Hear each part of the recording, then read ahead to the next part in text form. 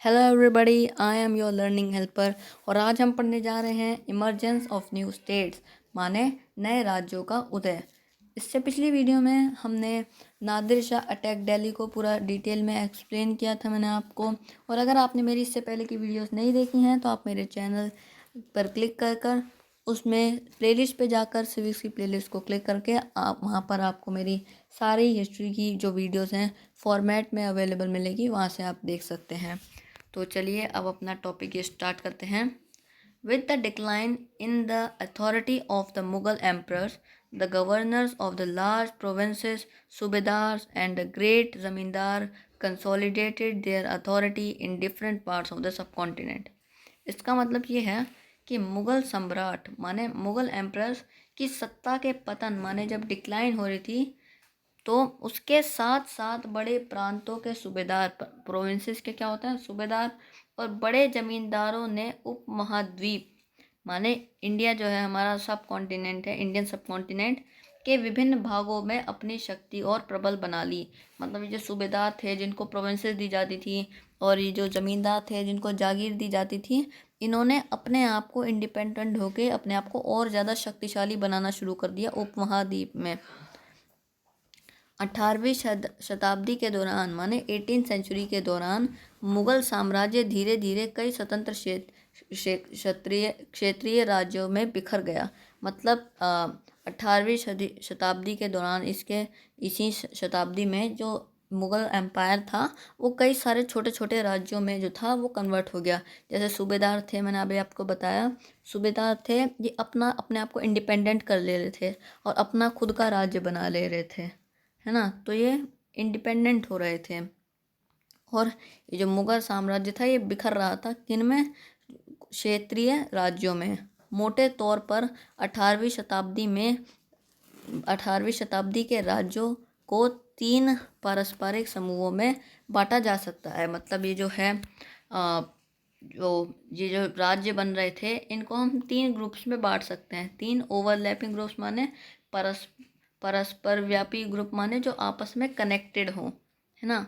उन ग्रुप्स में हम इनको बांट सकते हैं। सबसे पहला, state that were old Mughal provinces like Awadh, Bengal and Hyderabad. मतलब अवध, बंगाल व हैदराबाद जैसे वे राज्य जो पहले मुगलों के प्रांत थे। मतलब जो पहले मुगल माने जो औरंगज़ेब से पहले के जो मुगल थे, ओल्ड मुगल प्रोविंसेस, उनके पुराने मुगलों के प्रांत, है ना, वो थे कौन कौन से, अवध, बंगाल और हैदराबाद। इनके बारे में डिटेल में हम आगे पढ़ेंगे, है ना। एक तो वो हो गए। हालांकि इन राज्यों के शासक अति शक्तिशाली थे। इन 3 राज्यों के शासक किन राज्यों के, अवध, बंगाल व हैदराबाद के शासक शक्तिशाली थे और काफ़ी हद तक स्वतंत्र थे।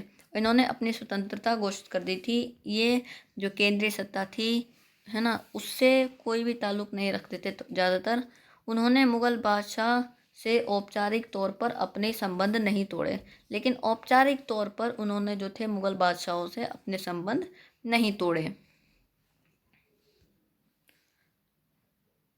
और दूसरा है, ऐसे राज्य जो मुग़लों के पुराने शासनकाल में वतन जागीरों के रूप में काफ़ी स्वतंत्र थे। वतन जागीर क्या है हम इसे आगे पढ़ेंगे, लेकिन जो राजपूत राज्य थे, जो वतन जागीरी अपने जिनको जागीर मिली हुई थी और वो अपने आप से स्वतंत्र थे, है ना, इनमें कई राजपूत प्रदेश भी शामिल थे, है ना। इसमें बहुत सारे राजपूत जिनको भी जागीर मिली हुई थी तो वो जो स्वतंत्र थे उनको, इसलिए वो ये 3 ग्रुप्स में बटे थे। दूसरा ग्रुप ये था जिनको वतन जागीर मिली हुई थी।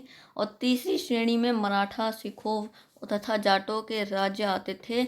ये विभिन्न प्रकार के थे और इन्होंने कड़े और लंबे सशस्त्र संघर्ष के बाद मुग़लों से स्वतंत्रता छीन कर ली थी। अब हम इनके बारे में पढ़ेंगे, मुग़ल, सिख और जाट के बारे में, जिन्होंने बहुत मुश्किल के बाद अपनी स्वतंत्रता हासिल करी थी और अपना खुद का राज्य बनाया था। तो ये 3 प्रकार के राज्य थे, अवध, बंगाल, हैदराबाद, और ऐसे राज्य जिनको अपनी वतन जागीरें मिली हुई थी। और तीसरी श्रेणी में मराठा, सिखों और जाटों का राज्य आता है। तो गाइस ये था हमारा ये टॉपिक। इससे अगली वीडियो में हम पुराने मुग़ल प्रांत माने ओल्ड मुग़ल प्रोविंसेस हमने अभी इसमें पढ़ा, ये सब टॉपिक इसमें कवर करेंगे। सो गाइस मिलते हैं अगली वीडियो में। Thanks for watching.